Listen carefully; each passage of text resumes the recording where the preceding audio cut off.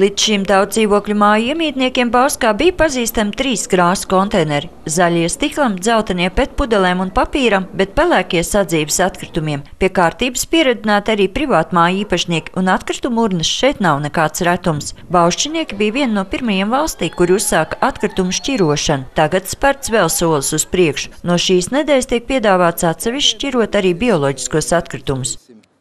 Apkalposim viņu pēc pasūtījuma, pēc klienta pasūtījuma un attiecīgi tiks nogādāts poligonā šis kompostējamais saturs, jā, un kompostējamā satura poligonā viņš tiks tālāk, kā saka, glabāts, apstrādāts atbilstoši tiem noteikumiem, un ar viņu tiks pārsekta poligona šūna, lai neizmantotu no dabas papildus materiāls, kas ir paredzēts katrai kārtai poligonā.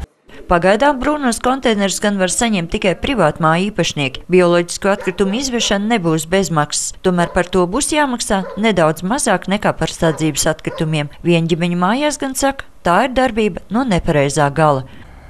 Nezinu, diez vai tur būtu ko likt.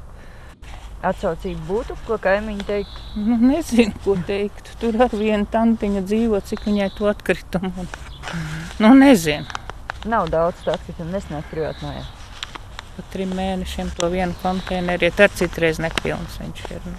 Starp privātmājām diez vai, jo paši kaut kādu stūrīti atvēl tam, lai nevajadzētu citur vietu aizņemt, piemēram, tādiem sadzīves atkritumiem, lai neaizņem tur vietu. Bet tādām daudz dzīvokļu mājām, es domāju, ka būs piekritēji, kāpēc gan nē. Lai gan joprojām ne visi daudz dzīvokļu māju iemītnieki atkritumus šķiro, uzrunātie ļaudis teica, ka labprāt redzētu pagalmā arī jaunos brūnos konteinerus.